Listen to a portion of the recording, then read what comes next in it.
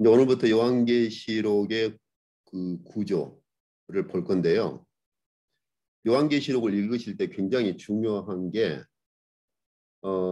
사도 요한이 요한계시록을 기록할 때 어떤 구조를 가지고 기록했느냐, 이 큰 구조를 보는 게 굉장히 중요합니다. 이 계시록의 이 구조를 못 보면 그 부분 부분에 빠져들어 가지고 계시록 전체 윤곽을 잡기가 힘들거든요. 요한계시록 그 1장 1절을 보시면 이렇게 시작하죠. 예수 그리스도의 계시라.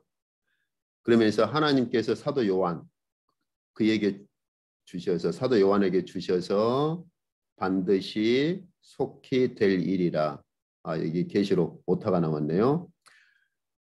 하나님께서 반드시 될 일이다, 그 말은 이제 이루실 일을 말하거든요. 하나님께서 반드시 이루실 일을 그 종들에게 보이시려고 그 천사를 그 종 요한에게 보내어 지시하신 것이라 그랬는데, 저희가 지금까지 그 살펴본 것처럼 여기서 이제 보이다 이런 표현은 하나님께서 하나님의 종들에게 묵시를 나타낼 때 쓰는 표현이라 그랬잖아요.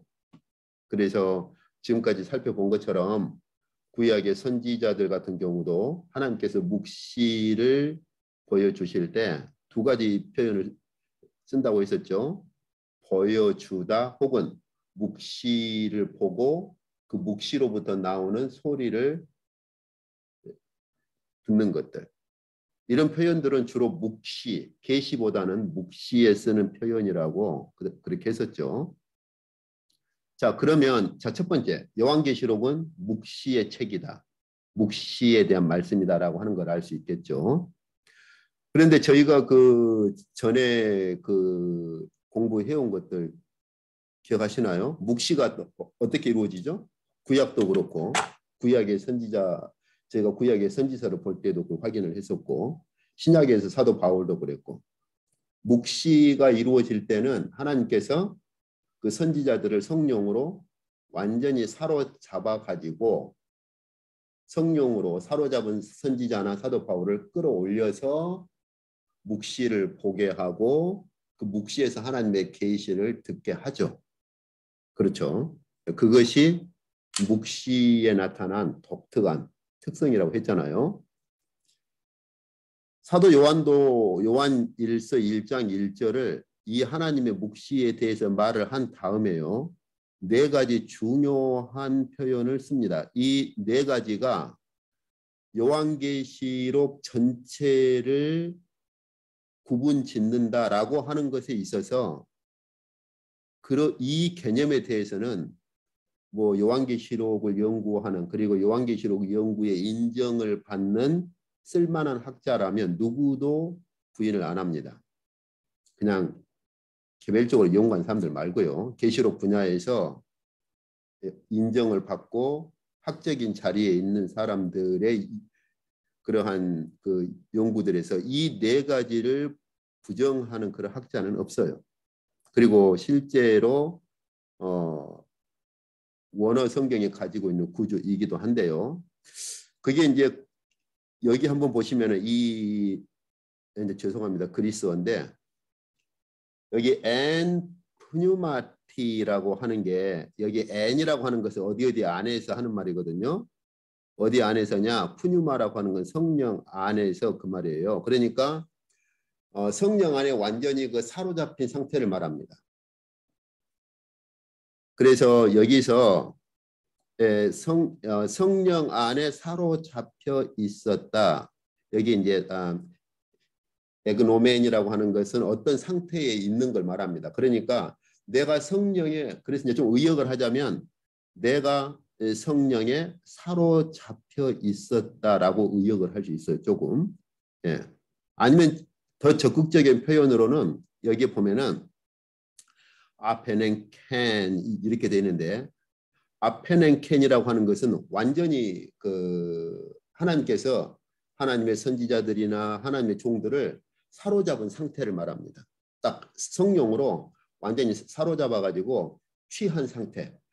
그 사도 바울이 성령에 사로잡혀서 셋째 하늘로 끌려 올라갔다라고 하는 그런 표현과도 같은 거예요. 그래서 내가 성령 안에서 사로잡혀 있었다라는 표현을 쓰거나 아니면 성령 안에서 성령으로 나를 취하셨다. 하나님께서 성령으로 사로잡아서 나를 취하셨다. 이런 표현을 써요. 그래서 이런 표현을 쓸 때 어떤 경우에 이런 표현을 쓰느냐? 바로 성령에 사로잡혀서 하나님의 묵시를 볼 수 있도록 끌려 올라가거나 혹은 하나님께서 사도 요한을 성령으로 완전히 사로잡아 가지고 끌어올리신 상태. 이제 그런 이 표현을 씁니다. 그런데요, 이 표현이요 자주 나오질 않아요. 요한계시록 통틀어서 딱 4번 나옵니다. 4번. 이게 굉장히 중요해요. 첫 번째는 요한계시록 1장 10절에 보시면은 내가 성령의 여기 위에서 저희가 본 같은 문장이죠. 그래서 여기 어떤 상태에 있었다 그 말이에요. 예. 그래서 이제 기노마이라고 보통 합니다. 말을. 여기 이제 어떤 상태에 있었느냐? 성령 안에 여기서 푸뉴마라고 하는 건 아까 성령이라고 그랬죠. 푸뉴마티 그러면 내가 성령 안에 사로잡힌 상태에 있었다는 말이에요. 요한계시록 1장 10절을 그렇게 시작합니다. 그러면 사도 요한이 성령에 완전히 사로잡혀 가지고 본 큰 묵시가 어떤 묵시냐? 1장 10절에서 이렇게 시작을 해서 아시아 7교회 묵시를 사도 요한이 기록을 합니다. 그래서 첫 번째 요한계시록에서 사도 요한이 기록한 첫 번째 묵시는 여기 아래가 있죠. 성령에 사로잡혀서 본 첫 번째 묵시가 뭐예요? 아시아 7교회입니다. 이게 요한계시록 1장 10절부터 해가지고 이제 3장 마지막까지. 그래서 사도 요한이 요한계시록을 기록할 때 성령 안에서 사로잡혀서 자신이 본 첫 번째 묵시 덩어리를 기록할 때 자신이 보았던 하나님의 묵시 안에서 보았던 아시아 7교회 상태를 기록을 한 겁니다. 그리고 이 표현을 이제 두 번째 묵시에서 어디에서 쓰느냐? 4장 2절에서 써요. 똑같은 이제 그리스어 못 읽어도 같은 문장이라는 건 볼 수 있겠죠. 예, 성령 안에 사로잡힌 상태에 있었다. 예, 그래서 역시 이제 기노마의 동사를 써가지고 에그노멘이라는 그런 표현을 쓰거든요. 그러니까 내가 성령 안에 사로잡힌 상태에 있었다는 거죠. 이것이 두 번째 묵시를 시작하는 문장이에요. 이제 이게 4장 2절입니다. 근데 이 두 번째 묵시 덩어리는 굉장히 길게 기록을 해요. 어디까지 가느냐? 16장 마지막까지. 그럼 이 두 번째 묵시 덩어리에서는 사도 요한이 무엇을 기록하느냐? 저희가 너무나 잘 아는 요한계시록에 나오는 7인, 7나팔, 7대접. 그러니까 7인이나 7나팔이나 7대접 묵시는 사도 요한이 두 번째 묵시에서 본 한 덩어리예요. 덩어리. 이 구조를 모르니까 사람들이 7대접은 7대접대로 따로 떼가지고 이렇게 막 저렇게 자꾸 설명을 하고 또 7나팔은 7나팔대로 떼내가지고 이렇게 자기 나름대로 설명을 하고 7인은 또 7인대로 따로 떼내가지고 그렇게 설명을 한단 말이에요. 그런데 사도 요한이 요한계시록에서 자신이 보았던 묵시를 기록하는 이 구조의 표현을 우리가 안다면 이것들은 서로 따로따로 떼지는 게 아니에요. 두 번째 묵시에서 사도 요한이 보았던 두 번째 묵시 덩어리를 한 묶음으로 기록을 한 거예요. 그러니까 이것들은 떼버리면 안 돼요. 분리하면 안 됩니다. 이 부분들에 대한 오해가 참 많아요. 요한계시록에 뭐 보면은 뭐 어떤 분이 뭐 혼자서 10년간 연구했다. 저 한국에 갔을 때 어떤 분이 뭐 평생을 신학교 졸업하고 요한계시록 세미나 안 가본 데가 없고 뭐 요한계시록 책만 뭐 엄청 많이 읽었다고 하면서 자기 나름대로 막 설명을 하는데 이 구조를 전혀 모르고 얘기를 해요. 제가 설명을 했는데 안 받아들여요. 왜냐하면 그리스 본문을 몰라요. 그분은. 그러니까 원어 성경에 나타난 그리스 구조를 설명을 했는데 안 받아들여요. 근데 제가 이제 전에 한국에 왔을 때 부산에서 목회자 주로 이제 고신축 분들이죠. 목회자 세미나 때 그때 제가 요한계시록 강의를 했었는데 거기서는 이제 요한계시록 구조를 이제 조금 알 것 같다고. 그분들은 왜냐하면 부산에서 모였던 그분들은 목회자분들인데 성경을 연구하는 그룹들이었거든요. 자, 그래서 이게 이제 두 번째 덩어리입니다. 세 번째 덩어리가 뭐예요? 역시 같은 표현이죠. 내가 성령 안에서 혹은 성령으로. 예, 그래서 나를 성령으로 취하셨다는 거예요. 이 취했다 그 말은 성령으로 사로잡아서 끌어올렸다는 말이에요. 사도 바울이 마치 성령 안에서 셋째 하늘에 끌려 올라간 것처럼 그리고 구약에 저희가 전에 보았잖아요. 에스겔 선지자라든지 하나님께 성령으로 에스겔 선지자를 사로잡아서 하늘로 끌어올리죠. 그래서 하늘의 묵시를 보여주시죠. 예. 그래서 여기서 볼 수 있는 것처럼 그래서 여기 이제 아페넨켄이라고 하는 말은 이렇게 어떤 사람을 이렇게 확 이렇게 잡아가지고 어떤 사람을 뭐 사로잡아서 취할 때 그럴 때 이제 쓰거든요. 근데 이와 똑같은 표현이 또 두 번 나오죠. 그죠? 그리스어를 못 읽어도 글자 모양은 볼 수 있잖아요. 그래서 이 끝부분은 같아요. 항상. 엔 푸뉴마티. 그래서 세 번째 묵시 덩어리가 뭐냐? 요한계시록의 17장 3절부터 또 사도 요한이 세 번째 묵시 덩어리를 기록한 거예요. 그게 뭐냐? 여기 그 두 번째 묵시 덩어리에서는 일곱인, 여기서 볼 수 있는 것처럼 일곱인, 일곱 나팔, 일곱 대접, 이 두 번째 묵시 덩어리에서 이 세 가지를 기록하는데 이 일곱 대접 끝부분에가 바벨론 심판이 나오거든요. 이제 좀 후에 제가 좀 더 설명을 할 겁니다. 그런데 여기 그 세 번째 묵시 덩어리에서는 바벨론 심판을 더 집중해서 보여줘요. 그래서 바벨론 심판 때 이루어질 짐승 그리고 사탄의 심판이 어떻게 이루어질 것인가 하는 것이죠. 그리고 마지막 하나님께서 사도 요한에게 보여주신 네 번째 묵시 덩어리가 뭐냐? 여기도 똑같은 표현이 있잖아요. 그죠? 예. 성령으로 사도 요한을 취하셔서 보여준 네 번째 묵시 덩어리가 요한계시록 21장 10절입니다. 그게 뭐냐? 새 하늘과 새 땅에서 이루어지는 하늘의 예루살렘. 이제 이 부분도 좀 제가 좀 이따 볼 건데 이거 잘 이해를 하셔야 돼요. 많은 경우 이걸 잘못 이해를 해가지고 하늘의 예루살렘이 땅으로 내려온다 그런 표현을 쓰는데 그건 좀 잘못된 표현이에요. 좀 이따 볼 거예요.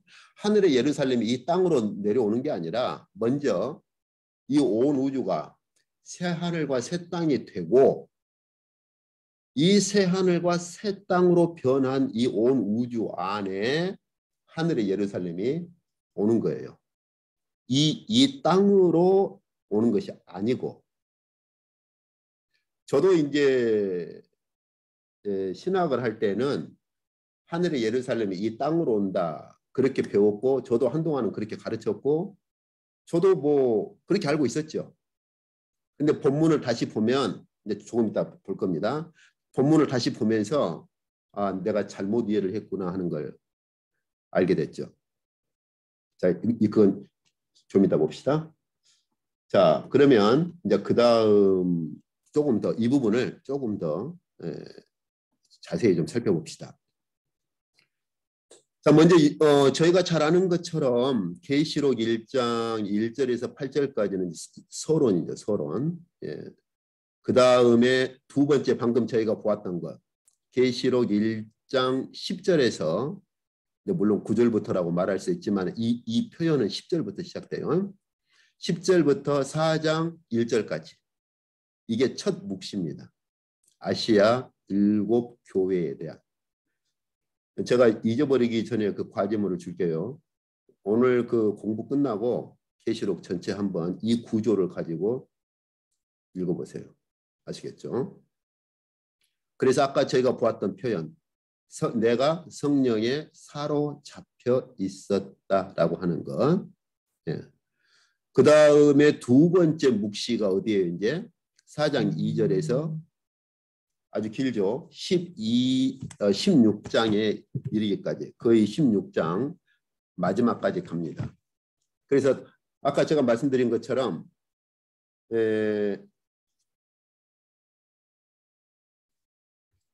여기 보시면은 7인, 7나팔, 7대접 이렇게 세 가지가 이 둘째 묵시에 기록되어 있습니다. 그러니까 사도 요한이 하나님께로부터 받은 묵시는 요한계시록에서 기록한 사도 요한이 하나님께로부터 받은 큰 묵시 덩어리는 네 덩어리다라고 말할 수 있어요. 또 반대로 하나님께서 사도 요한을 성령으로 사로잡아서 사도 요한에게 보여주신 묵시, 요한계시록에서 보여주신 묵시는 네 덩어리다 이렇게 말할 수 있습니다. 그래서 요한계시록은 네 덩어리 묵시로 이루어져 있다 이렇게 말을 할 수 있어요. 그건 굉장히 중요합니다. 자, 그 다음에 세 번째 묵시는 17장 3절에서 21장 8절까지입니다. 여기에 보면은 주로 큰 주제가 뭐냐? 바벨론. 여기 아까 제가 말씀드린 것처럼 7대접 끝부분에 바벨론 심판이 언급이 돼요. 그런데 하나님께서 다시 한번 이 바벨론 심판을 이 바벨론 심판이 무엇냐를 더 구체적이고 그걸 더 집중해서 이 바벨론 심판에 대해서 아주 자세하게 보여준 게 세 번째 묵시입니다.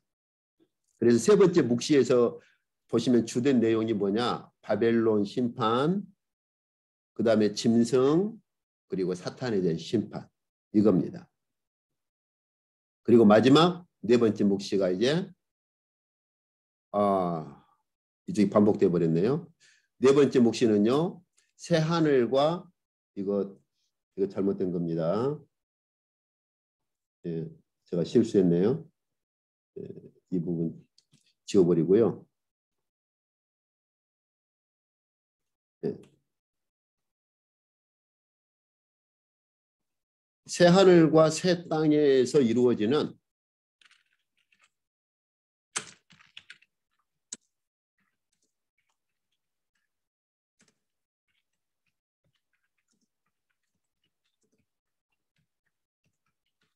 하늘의 예루살렘 없어.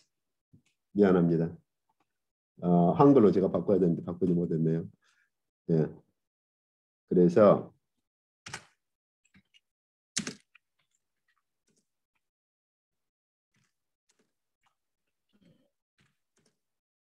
새 하늘과 새 땅에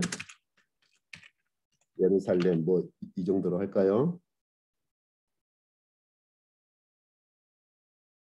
그래서 새 하늘과 하얀색이라 잘 안 보이네요.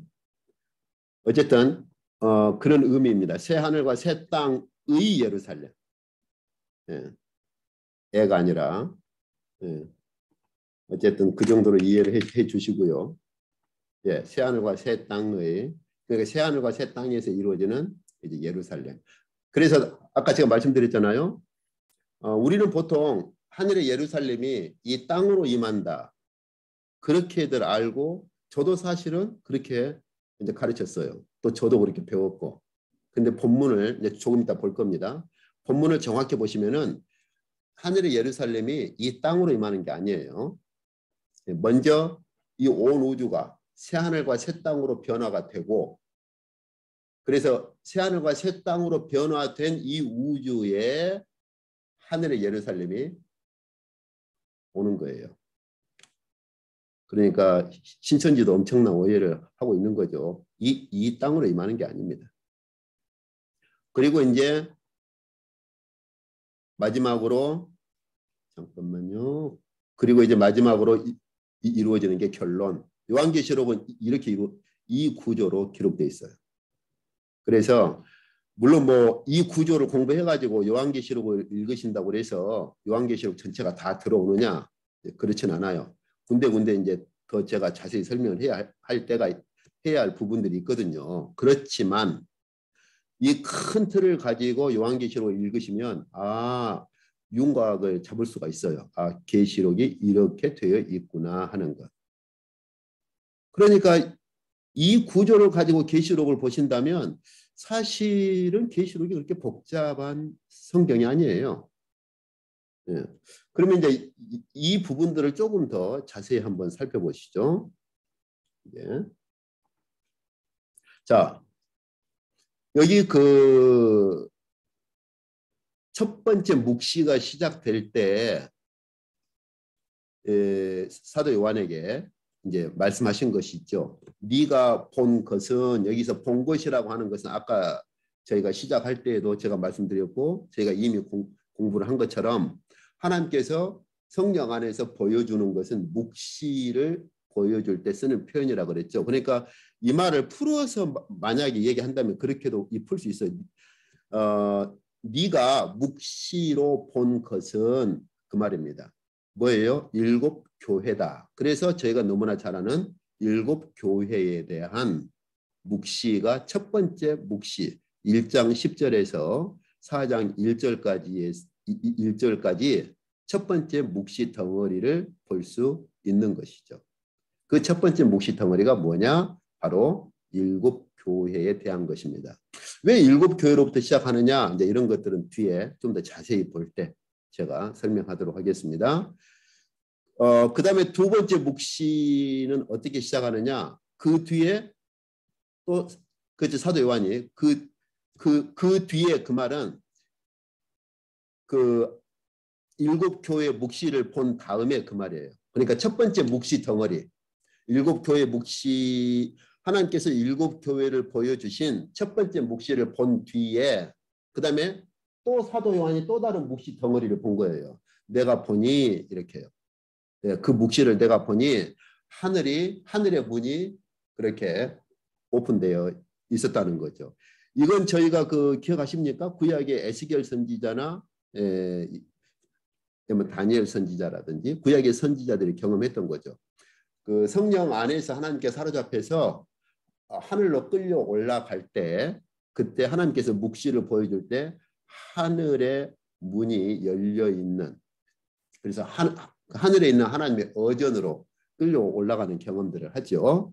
자, 그래서 그런 경험을 사도 요한이 하죠. 그래서 거기서 바로 하나님의 묵시로부터 나오는 음성을 듣죠. 그때 하나님께서 두 번째 묵시를 주실 때 하신 말씀이 뭐예요? 이것들 후에, 여기 번역이 이건 세 번역이 좀 번역이 잘 돼 있어서 제가 세 번역을 좀 가져왔어요. 네. 이것들 후에 그 말은 이 첫 번째 묵시 후에 그 말입니다.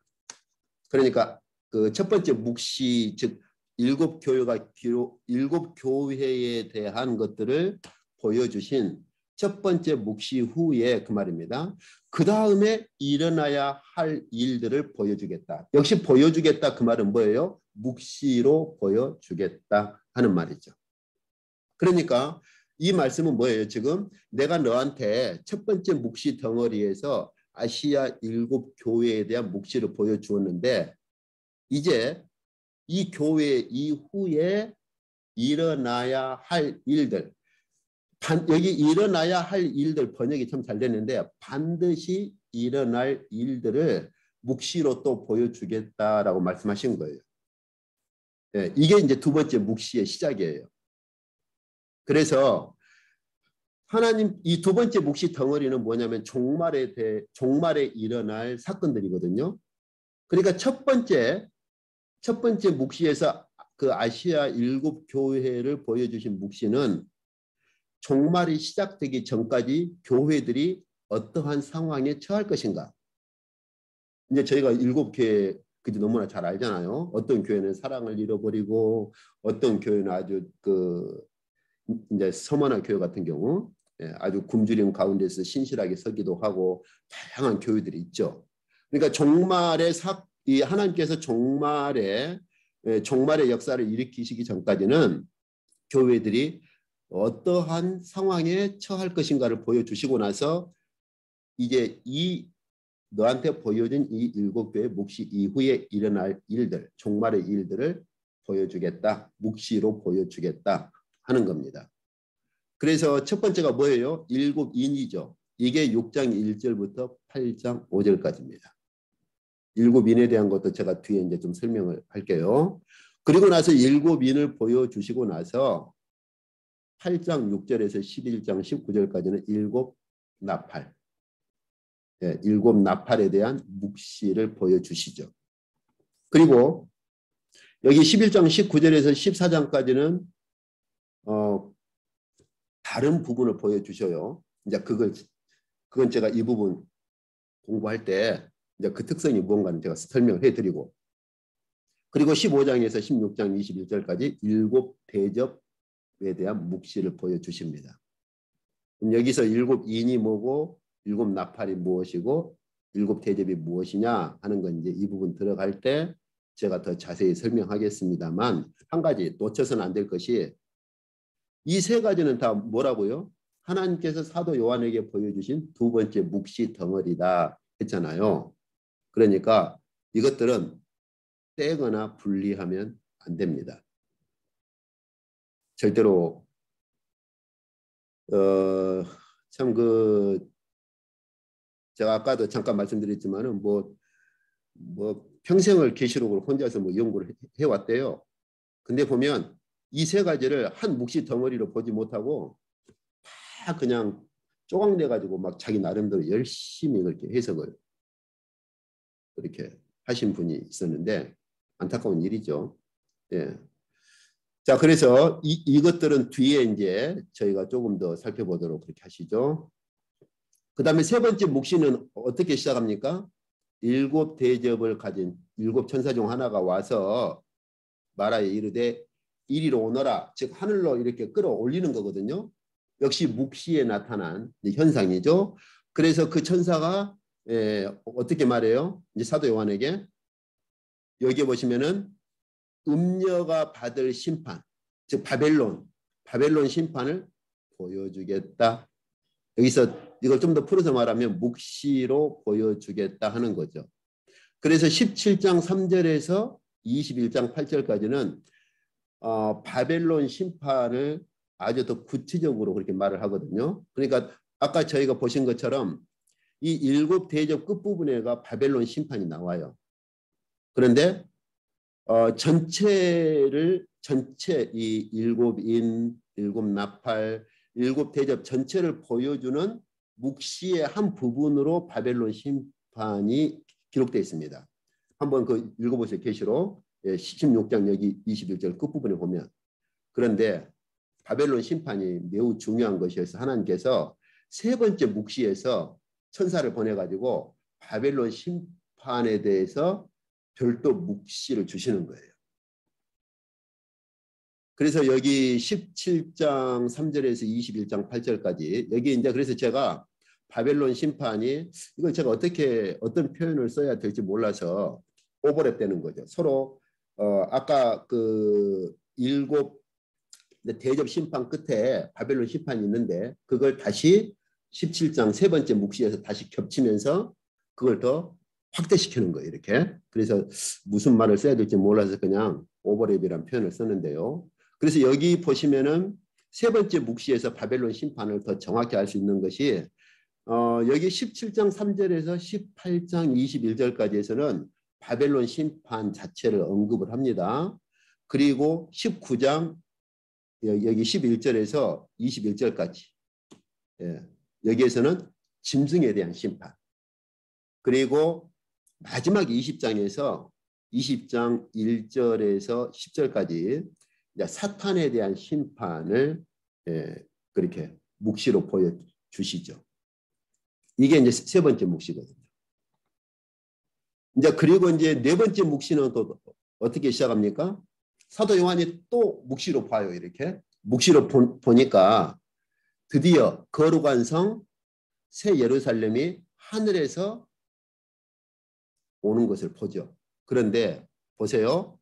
여기 21장 1절에서 먼저 어떻게 시작하느냐면 내가 무엇을 본다고요? 여기 보시면은 새 하늘과 새 땅을 본다. 지구가 아니에요.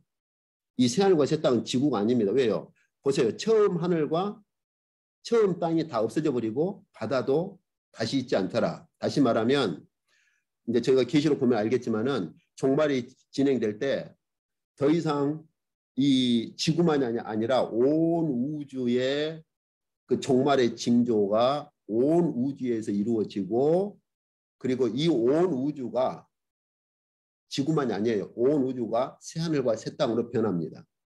베드로 사도도 베드로서에서 그렇게 말을 해요. 지구만이 아니에요. 그래서 처음 하늘, 처음 땅, 바다가 다 없어져 버리고 완전히 새로운 이 우주 자체가 새하늘과 새 땅으로 변화가 돼요. 이게 1단계예요. 그리고 나서 21장 2절에 보면 거룩한 성 새 예루살렘이 하늘에서 이 새 하늘과 새 땅으로 오는 거예요. 그리고 나서 마지막 묵시 성령으로 나를 데리고 이렇게 번역되는데 아까 제가 말씀드렸죠. 하나님께서 성령 안에서 성령으로 나를 취하셔서 끌어올리시고 라는 그런 표현이에요. 하나님께서 성령으로 사도 요한을 취해서 끌어올리셔가지고 마지막 네 번째 묵시를 보여주신 게 뭐예요? 이 상태에서 이 새 예루살렘이 무엇이냐. 이 새 예루살렘에 대한 걸 자세하게 그리고 구체적으로 보여주시는 게 마지막 네 번째 묵시입니다. 그리고 나서 결론이에요. 그래서 저희가 이제 오늘 이 요한계시록 전체를 어떻게 이해를 할 것이냐 하는 거 이제 이 구조를 큰 구조를 저희가 보았는데요. 이 구조를 안 놓쳐야 돼요. 이 구조를 놓치면 계시록에 대한 전반적인 이해를 하기가 힘들어요. 자, 그래서 아까 저희가 처음에 이제 보신 것처럼 여기 보시면 이쪽이죠. 1장 1절에서 8절까지가 서론이고 이제 22장 6절에서 21절까지가 이제 결론이거든요. 그러면 서론과 결론을 빼면 아까 사도 요한이 독특한 표현을 쓴다고 그랬죠. 예. 이 계시록을 기록할 때 자기가 성령 안에서 끌려 올라가서 보았던 묵시를 기록하는 것에 대한 독특한 표현을 쓴다고 그랬죠. 예, 그래서 내가 성령 안에서 푸뉴마티 성령 안에서 사로잡 여기서 묵시를 기록할 때 이 푸뉴마티라는 표현을 쓰는 것은 묵시를 볼 때 성령 안에 완전히 그 사로잡힌 상태에서 묵시를 보는 것을 표현하는 말입니다. 이거 뭐 제가 아까도 말씀드렸지만 이건 사도 요한만이 아니라 구약의 선지자들, 에스겔 선지자도 그렇고요. 구약의 선지자들이 썼던 표현이고 사도 바울도 썼던 표현입니다. 그래서 내가 성령 안에 사로잡힌 상태로 있었다. 이제 기노마의 동사라고 그래요. 예, 그래서 이제 에게 노멘이라고 이렇게 표현을 하고 있는데 이 독특한 표현. 그래서 아까 제가 말씀드렸죠. 이 독특한 표현은 요한계시록에 막 자주 이렇게 등장하는 흔한 표현이 아니에요. 딱 4번 나오는 표현이다 그랬죠. 저희가 그래서 요한계시록을 볼 때에 마치 어떻게 생각을 하시면 좋냐면 우리 마치 그 영화나 드라마 보면 뭐 시즌 1, 시즌 2 뭐 이렇게 가잖아요. 마치 그렇게 비유를 할 수가 있어요. 그래서 첫 번째 묵시가 그 사도 요한이 본 묵시의 시즌 1으로 생각하시면 돼요. 그래서 사도 요한이 이제 성령에 그 사로잡혀서 이렇게 끌려 올라가 가지고 저희가 그 사장 보면은 그런 표현이 있어요. 사도 요한이 성령에 사로잡혀서 하나님의 보좌로 끌려 올라간 표현이 있어요.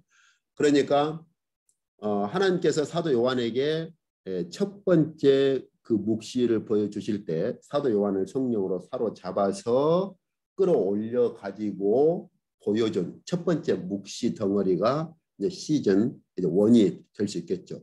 묵시 그 사도 요한이 본 묵시의 그 첫 번째 묵시라고 하는데 비유하자면 이제 왜 제가 이런 그 시즌 1, 시즌 2 이제 그런 표현을 사용하느냐면 사도 요한이 이제 첫 번째 묵시를 기록할 때요.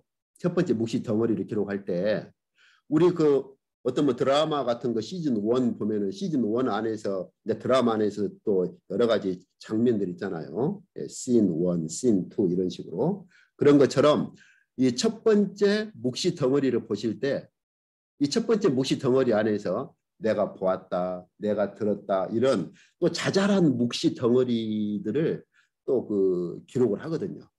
그러니까 마치 뭐 드라마 시즌 1 안에서 또 뭐 장면 1, 장면 2, 장면 3 이런 것처럼 그런 식으로 계시록이 기록돼 있어요.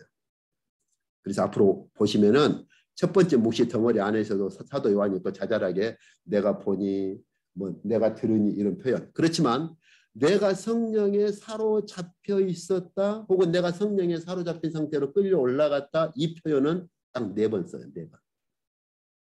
그리고 그 안에서 자잘하게 이제 성령에 사로잡혀서 끌려 올라간 상태에서 자잘한 묵시들을 막 보죠. 이게 마치 큰 그 드라마 덩어리 안에서 시즌 1이라고 하는 이제 드라마 덩어리 안에서 여러 이제 장면들을 보는 것처럼 그렇게 돼 있어요. 그래서 시즌 1으로서 첫 번째 묵시, 시즌 2로서 두 번째 묵시, 시즌 3로서 세 번째 묵시, 4와 같이 네 번째 묵시, 계시록이 이렇게 4덩어리로 기록되어 있습니다. 그러니까 이제 앞으로는 제가 계시록을 이제 세부적으로 볼 때, 자 시즌 1 첫 번째 묵시가 뭔가 봅시다 하고 나서 첫 번째 묵시 안에 들어가서 자잘한 또 묵시 덩어리를 볼 거예요.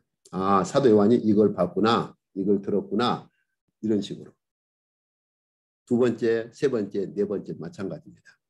그러면은 계시록을 입체적으로 볼 수 있어요. 이제 마치 3D로 보는 것처럼.